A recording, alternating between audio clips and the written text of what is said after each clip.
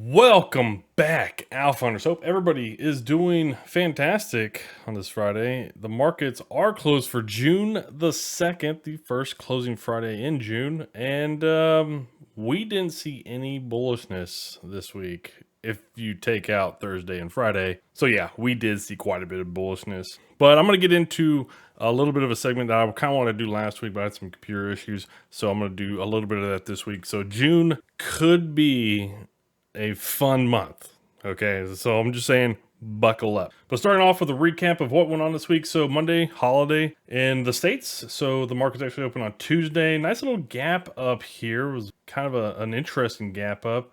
And we just kind of measly sold down pretty much throughout most of the day. A nice little rally kind of in the last 2 hours of the day on Tuesday, and kind of just sideways move. Ended the day kind of flat compared to Friday's close of the previous week, but yeah, it wasn't too eventful. And then we got to Wednesday, and Wednesday had a nice little gap down. This was a pretty significant gap down as we gapped just below then Tuesday's kind of bounce spot, and then we kind of retested right into that, and then we rolled over pretty hard, and then we kind of just based out mid-morning to midday, and then slowly trickled back higher for the rest of the day. Nice little drop there at the close, last 15 minutes then on Wednesday. Now this is right before the market going to close that night, and then the Congress is going to vote on the debt ceiling then that night. And so there were a lot of volume that was coming in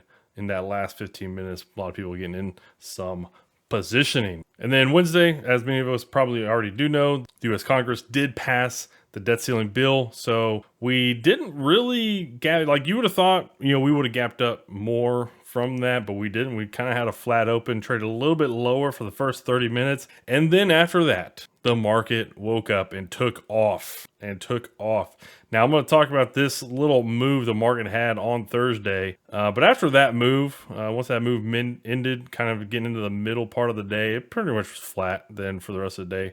Nice little uptick, then a drop, and then a little bit of a bounce right there at the close.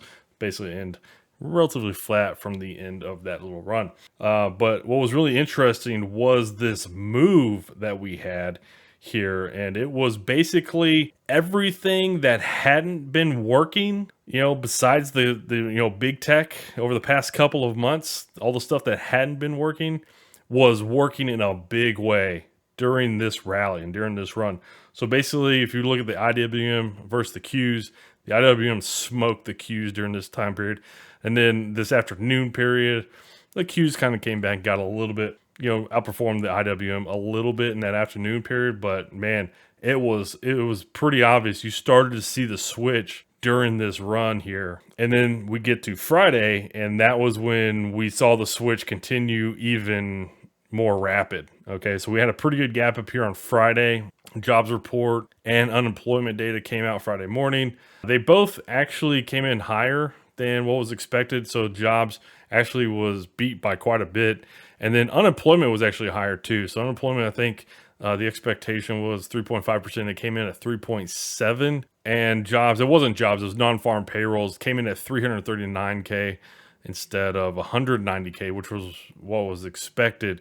So yeah, non-farm payrolls and jobs have just been all over the place over the past several months. So I don't know what's going on with that data, but they still have revisions. Whenever they have revisions going forward, they're still pretty volatile as well. But yeah, we had a nice little gap up, and if you do look at that comparison with the IWM versus the Qs, you see the IWM outperforms the Qs massively all day, and it was big time. As you see, the Qs here up was 0.75% on the day. The IWM was up 3.6% on the day.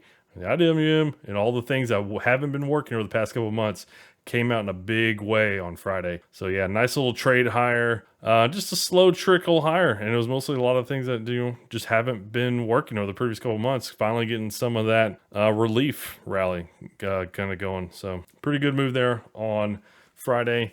And kind of started, if you were really kind of paying attention, really started to that Thursday. All right, so real quick, I just wanted to show you, this is what I was kind of talking about, the IWM versus the Qs.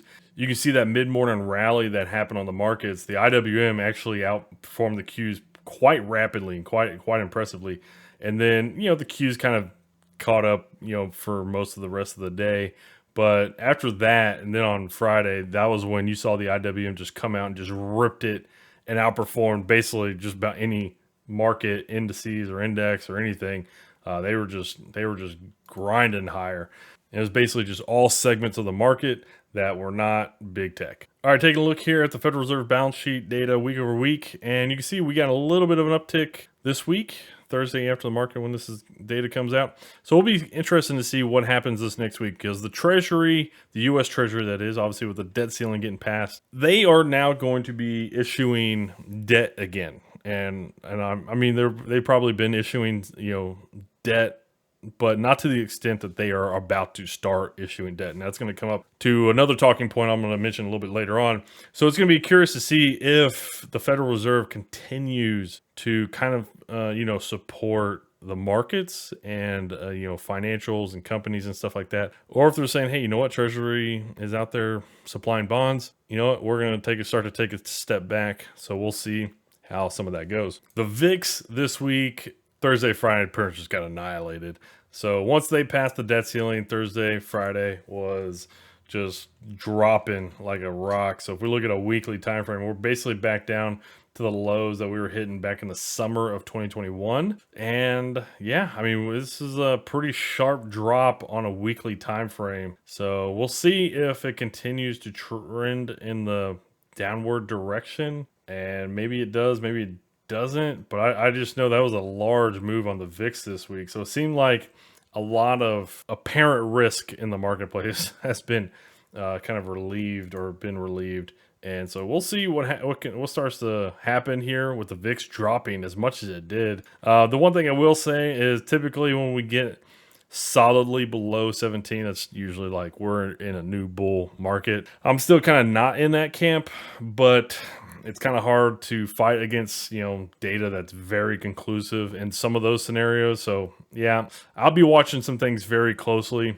but a lot of it's going to come down to what's going to happen here in June. All right, taking a look here at the dollar, the DXY, and we got a little bit of a retracement this week. Nice pullback right here into the moving averages, kind of a previous little pause spot that we had.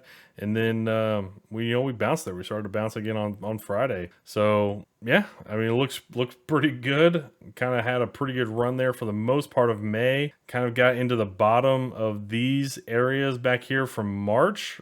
And, that was kind of where we found like a pretty good resistance level. So we'll see if we start to push higher this next week or next 2 weeks, that might start to put more pressure on the stock market because if the dollar keeps going higher, stock market doesn't typically normally act bullishly if the dollar's riding a lot higher. So this move that we got for the most of the month of May was not exactly the best relationship. Like typically you don't see that too often where dollars moving strongly bullish and the market's not really moving bearish. It was just kind of more sideways, and then obviously we popped bullish here over the last 2-3 weeks. So interesting kind of side note. And then obviously once the market SPY got through kind of that 4200 420 area on the SPY, SPX 4200, then that was when we saw the dollar drop kind of yesterday on Thursday, and then it just kept going as you kind of got through that resistance level. Same kind of deal here on the 10-year yield as, I mean, it looks like we just kind of had this pullback into this little, kind of support and resistance area. You can see it was previously a resistance. Now we broke out above it. It's kind of a support. Makes sense to look to be bullish off of that. And it's hard to argue that it's gonna break down or go in the bearish direction anytime soon. So I'd just be looking to ride this bullish. The 10 and 2-year yield curve inversion. Nice little bounce early part of the week. Nice little drop as it pulled into the 10 moving average coming down. I think it probably will just come down, at least fill this gap if it doesn't keep pushing lower. So obviously we're going to make probably more of a run at being inverted for a little bit longer before maybe we start to push back higher. But I mean, we have been hugely inverted now for such a long time. I don't know what it's going to take to get us to not be inverted, but I don't know what that's going to look like or what kind of economic situation we're going to be in to make that happen. So dollar pulled back for most of this week and then rallied on Friday. Gold popped for the most part of the week and then dropped on Friday. So yeah, GLD. I mean, it could be a little inverted head and shoulders here. It's really, I would watch the dollar and I'd watch gold, kind of which one. Like if gold's breaking down and dollar really hasn't taken out like the recent high that it put in earlier this week, maybe back on Wednesday, May 31st or something like that. Yeah, I would be looking to maybe be a little bit more bearish on gold going forward if that happens, because I mean the drop that gold had on Friday was a pretty strong move in that bearish direction. HYG, high yield corporate bonds, we definitely saw a nice rally on these guys Thursday and Friday, but they did come into some previous resistance areas, so we'll see going forward. That's about the best thing I can say here. I mean, it's kind of a choppy area, but it is kind of also coming into a previous kind of resistance support area. So I would just be cautious here on HYG, and maybe even the same thing here on LQD, as LQD basically just came right into and tested this support level that we had for most of the month of April, that we broke down and basically just retested that on June 1st. And we kind of broke down then on Friday, June 2nd. So it looks like, the LQD at least wants to push lower going forward. And the TLT is the same kind of thing, same kind of concept as the LQD, kind of a little bit of support level, just right in through there. And we retested right into that on June 1st. So yeah, we'll see what happens. The thing that's going to be to watch going forward, probably in the bonds side, is the Treasury is about to start issuing a lot of debt. I'm going to go into a little bit more of that here in just a little bit. But when the Treasury starts issuing debt, they're going to be issuing a lot of debt. So we're going to see some movements in the bond markets, and we'll see if the stock market can hold it together. I would be scaled back here on bonds at least, just because I see quite a bit of volatility. Don't really know which way it would go. All right, taking a look here at the week over week change for options. One of the things that was very interesting when I was pulling some of this data together, we had a huge drop here in the June 16 puts. I think that was a lot of people that had massive, huge amounts of hedges out there for any potential, debt ceiling deal not getting done. So that was probably why you saw a lot of options getting taken off the table. Here's the other thing, okay? So there's two new expirations. You got July 14th and you also got November. November's a new one. This November 17th, July 14th. So those are the two new ones. But you notice something as you look through this data is, as we were just kind of breaking out higher Thursday and Friday, and mostly Friday, you would have thought a lot more people would have been chasing it with calls. But there is not that many call buying going on this week. There is like very little compared to what we've seen in previous weeks. There was really, really not much.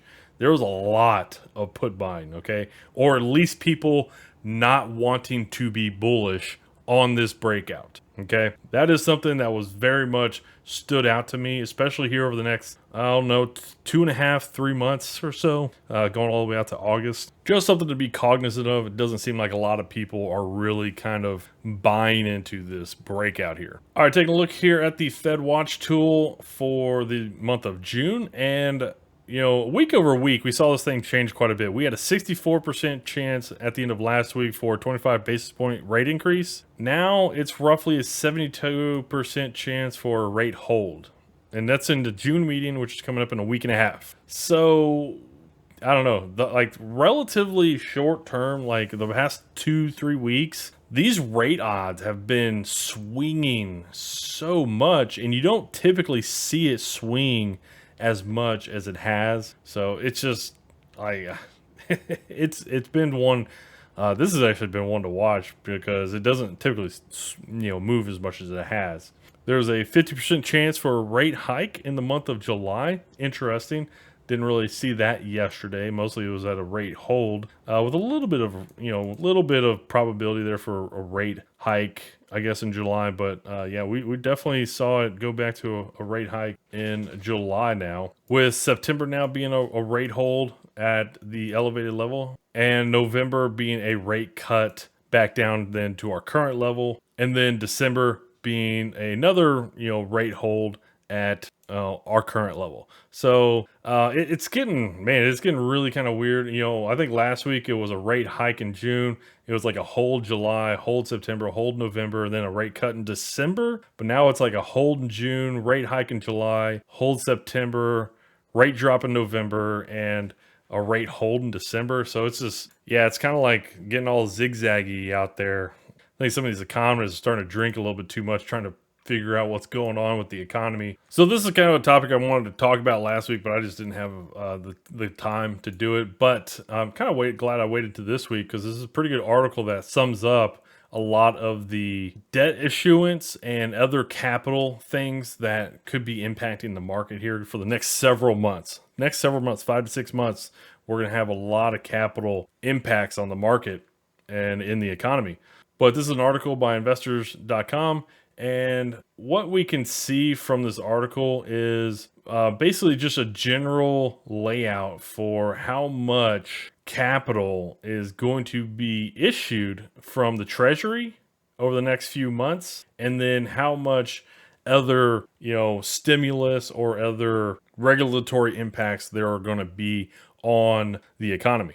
So this emergency SNAP program, this is something that expired here recently, and this is supposed to be, roughly a couple $1 billion a month. Okay, so that's a pretty big deal. This might have been why we saw an uptick in the number of people going into the labor market, as well, people no longer have benefits to kind of get food or whatever. So obviously you're gonna have to go get a job to get food, right? So that might have been one catalyst to see unemployment, which means people don't have money, right? If you go get a job immediately after benefits run out, that means you don't have money. So just an interesting little tidbit there. Another thing that's going to be impacted, this is from basically the debt ceiling deal, is student loan payments. This is going to be roughly $400 a month for 40 million borrowers. So that's going to be quite a substantial amount of money also coming out of the economy. Now, I guess it's not going to totally leave, but it's not going to go to certain sectors or certain areas of the market. It's going to go more towards, a lot of those companies that have some of those student loans and things like that. But basically that's been costing the US government, so roughly $5 billion per month. So that's, obviously coming out of the system, and either people are going to be investing less or they are going to be picking up jobs. I don't know how the imbalance is going to work out, but I would imagine people are going to be investing less with that $400, or maybe even buying less, right, in the economy, since they're going to have to pay back those bills. But here's going to be the big one. This is going to be in reference to the Treasury's account at the Fed. It has fallen to roughly $49.5 billion, and it normally sits around $500 billion. So what this kind of tells you is the Treasury is about to start having to issue a lot of debt, okay? And if we go to another article, this article here from Reuters, the Treasury is expected to issue nearly $1.1 trillion in T-bills over the next 7 months. Now, I did look up kind of some near-term issuance that they have, and I think there's a little bit over $100 billion of issuance coming on June the 5th, on Monday. So roughly 10% of what they are expected to issue for the remainder of this year is going to be on Monday. So it's going to be interesting to see just how much the market is going to react a lot of this issuance coming from the Treasury as it recapitalizes its bank accounts and gets back to doing normal business actions with Treasury bills and auctions and stuff like that. So taking a look here at the RSP, the equal weighted SP 500, and you can see what I was kind of talking about. Like, we had a massive move really kind of started on Thursday, but continued heavily into Friday about all those things that haven't been working over the previous several months. And really, you could say since that regional banking issue that we had back in March just haven't been working. We saw a huge rotation into those areas, and that just uplifted the entire S&P 500, but basically across everything that was mostly non-tech on Friday. Take a look here at the Dow Jones. The Dow Jones also got a big uplift from that as well. Huge volume on both the RSP and the Dow Jones. So yeah, the DIA getting a bit of that action. Be curious to see because it still hasn't broken above some of this resistance level area, and this might have been a lot of hey trying to find the next big AI thing. I'm sure a lot of people maybe chasing that, maybe short covering as the SPY, the SP 500 was kind of breaking above some pretty big technical levels, I would say. Maybe people getting in on the chase as we were moving higher as well. The IWM though definitely had the run. Talking about this one a couple of weeks back, and we got close to taking out and filling this gap back over here in the beginning part of March on May the 23rd. But we just went ahead and just did all that today. We just took out that high, filled that gap. And just seems like the IWM just might be set up to make a push up into these levels around this 186 to 188 type of range. Just kind of make a nice little retest here and then maybe start to make a drop, push back lower. Be kind of curious to see how this plays out as, I mean, just out of nowhere, everything but big tech just rallied. Now looking at everything but big tech, I don't mean big tech didn't move higher on Friday. They obviously did. They did move higher on Thursday, but you can just tell like it's not as significant a move Thursday and Friday, especially on Friday. Big tech started to really kind of lag behind in a big way. So I would actually like to see the Qs fill this gap here around 360, and then that kind of be it. But I'd be okay if the Qs actually got wrecked here on a day coming up and then tried to bounce, didn't take out the high, or maybe, we put in a little bit higher high on Monday and then they got wrecked and then they tried to bounce and then, they don't make a new high.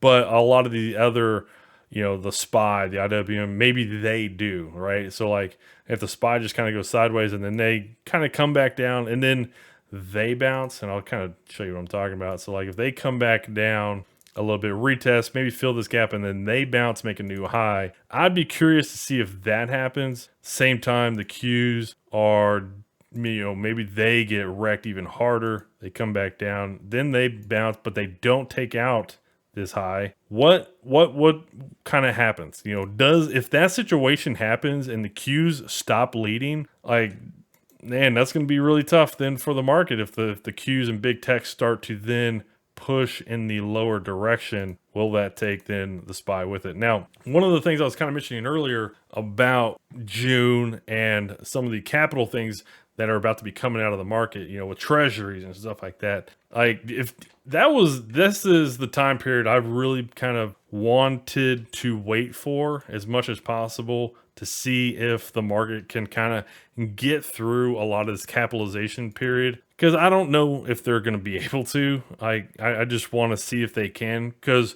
over the past several months, we've known, the Treasury has been at the debt ceiling. They haven't been able to issue really a whole bunch of new debt. We just kind of looked at their capital balance. It's down to about $50 billion. And normally it sits around $500 billion. So they've kind of been dwindling their cash pile, paying the bills over the past couple of months, not issuing new debt. And so what's going to happen when they have this influx of Treasury issuance into the market? Obviously, the bond market's going to have some volatility around that. But how's the stock market going to handle it? If people are starting to flood back into treasuries, what's going to happen with the stock market? And I know I had some people in the live stream this week asking me like, hey man, how are you dealing with Thursday, Friday? And it's like, dude, I don't try to let one day, dictate any kind of changes in what I'm trying to do over the next like 6 months or so. It's not a big deal to me. If this is all we pushed up and then we start to drop like 10%, like I'm not worried. I'm not too worried about it. So It is something I am watching. Obviously, we did push higher. I'll continue to watch things. Obviously, the VIX dropping off as hard as it did, a little cause for concern. But next week is going to start a lot of treasury issuance. If that could make it pretty hard for the market to stay liquid. All right, so this is taking a look at the SPX, but this is on a weekly time frame. And what all these different colors are is basically going back about the past 60, 70 years. What we did on the live stream today on Friday is we went back, we took the bottoms from each one of those bear markets, or most of the bear markets. I'm not gonna say maybe every one, but definitely all the significant ones, definitely all the ones that had longer time frames. And what we did is basically we took their path of the bear market bottom and the rally out of the bottom, and we overlaid it to, the October lows. And really, it was kind of a fun project. Basically, it was just me telling jokes the whole time, just making people laugh. But, what we can kind of tell from some of this data is we, for the most part, are trending in that typical, like, we're riding up on the narrow bottom end of a new bull market. Okay. So this is a new bull market kind of still pathing. And one of the things that I had been looking at kind of before was actually tracking, previous kind of bear markets. And really here over the past several weeks, we kind of got a little bit elevated above any of the paths of previous bear markets. So we've kind of deviated away from bear market paths and more, at least we're staying in line with, new bull market runs. Okay. At least, it's on the lower end. It's on the lower end. This purple one, I can't remember which one was which year, but one of these, either the red or the purple, that was the bottom in 0203, coming out of the tech bubble bust. Okay. And I actually think it was this purple one. So we're riding along the lower end there. Now, if we are in a new bull run, okay, it's not like we are screaming bullish. Okay. One of this purple one up here, it's a little bit lighter color purple, I guess, along with this blue one. That one of those is the rally out of the great financial crisis that, obviously we went on a heck of a bull run from coming out of '09 all the way to pretty much 2020, 2021, if you want to call the top at the end of 2021, beginning of 2022. So you can see, we're still there. The one thing I would say though, okay, is over the past couple of weeks, past couple of months, we have not seen Treasury issuing, a lot of bonds really at all. And so if they start to get out there and do their normal plan, we might see a lot of capital come out of the markets. So if you are playing it bullish, I would just say, just make sure you have your stop losses, because we are like skating at the bottom end here, and we haven't really retested. Like all the times, that you see all these different patterns that were on the lower ends here, like especially the purple, the green one, this kind of yellow one, maybe even this orange one that's kind of down there.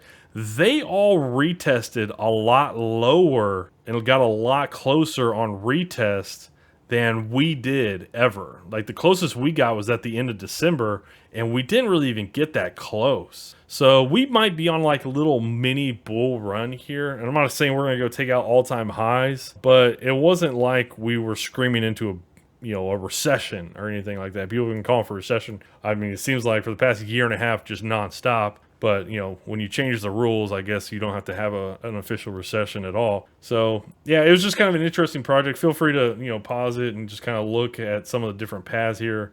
But, yeah, some of them are from we had 3 bear markets there in like the 60s, early 70s. Like 82 is in here. One I think late 80s, I believe, is also in here. And then obviously, 2002 and then 2009 is also in here. So I basically grabbed a year of data, and we were roughly in month 7 of this run from the bottom that we had back in October. So yeah, it was a pretty cool little, yeah, okay, we're still on path to a new bull market, and we'll see if it continues to go. So hopefully you appreciated that. But yeah, my game plan mostly is just to be watching. I'm going to be watching really mostly the month of June. I'm not going to be really trying to do a whole lot. I mean, I see the move that we had, but the other thing I'm going to say about this move is typically on breakouts, and as we've been pushing higher on, some of these moves over the past couple of weeks, we haven't been having higher volume. We've been having decreasing volume.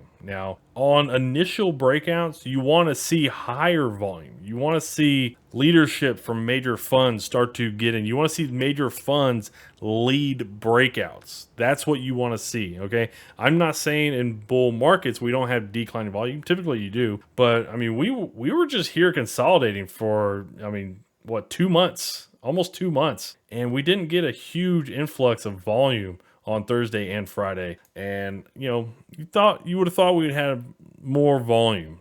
Okay. So it is something that I will be watching really June to see if there's a lot of illiquidity in the system.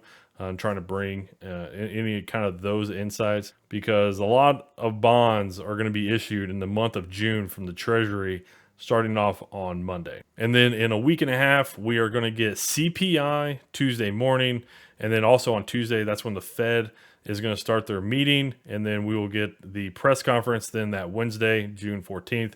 So yeah, we got some pretty important news coming up here in the next week or two. So have a great weekend. Alrighty, take care, Alpha Hunters.